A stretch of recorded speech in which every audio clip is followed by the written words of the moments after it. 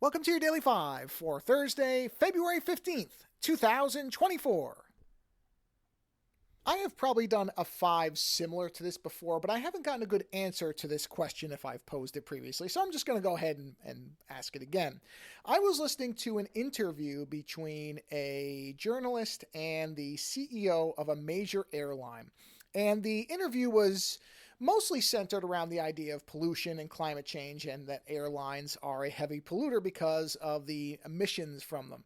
And the journalist was trying to ask about whether the CEO felt like there was a responsibility for the airlines to try to make their planes cleaner and to perhaps discourage people from flying as much. And of course, the CEO, the CEO of any major company, anybody in a major company who's being put in front of the media, they're going to say only certain things. This is just how it is in America. I assume it's everywhere like this, but definitely in the United States, CEOs' jobs are to make sure that they never say anything damaging to a company. And in fact, their job is to promote the company in most cases, especially when they're speaking to the media.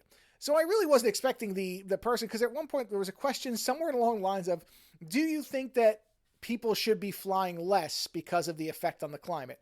And the CEO dodged the question entirely, did not even address it directly, and instead said, no, I think that airlines promote connection. And after the pandemic, we need people to be seeing each other more often, which is a whole separate conversation by itself on this narrative from higher ups on people having to be in person as a forced thing. But it was a dodge of the question. And instead what it did was the person pivoted around to, here's why flying is great and why it's for the betterment of humankind. And listening to this, the journalist tried a couple of more angles on it, but basically got the same answers.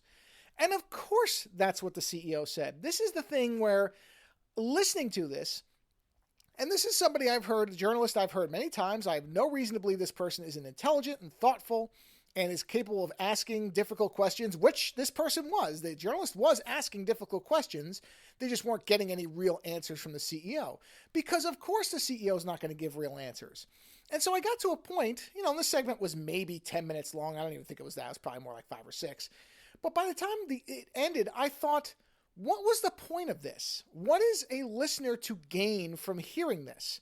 Because I don't think most people are really going to think about the fact that the CEO is dodging the questions. I don't know how media savvy most people are. And I'm not saying that as in people are dumb, but you hear the way the CEO speaks, and these people are generally well-versed in how to speak to the media and what to say, especially, good CEOs, any that would be put in front of a reporter, you would expect to have some level of media competency.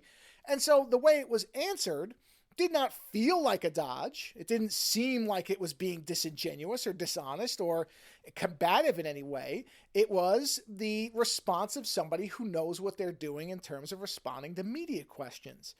And while that may come off as impressive in terms of the performance from the CEO, for the listener, there really is no benefit outside of perhaps paying attention to the fact that questions weren't being answered. And again, I don't know how many people think about that when they're hearing stuff like this. I think that most people just don't analyze answers that way. And so in the end of it, I thought, and even from the journalist side, you sit there and think, and I should have asked this to Paris Martineau, but we recorded before I heard this exchange, but I should have thought to ask her this, and maybe I will in another forum. But I sit there and go, what is the journalist's goal in this situation?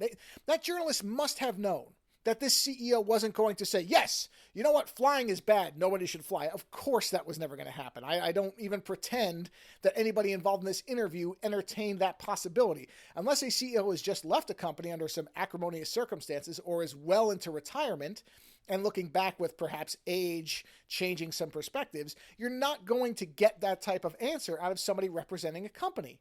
I think there may even be legal reasons why a CEO can't say something like that. I don't know enough about it, but I think there's some kind of shareholder responsibility where if a CEO actually said something that might be detrimental to the company's value, they'd probably be in some trouble.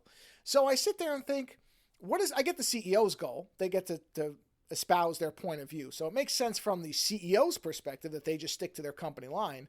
But what does the journalist gain? And more importantly, what do we as the listeners gain out of this exchange? I don't know, because I don't feel like afterwards there was a summation where the journalist pointed out that the CEO, basically dodged the questions and that airlines are very polluting.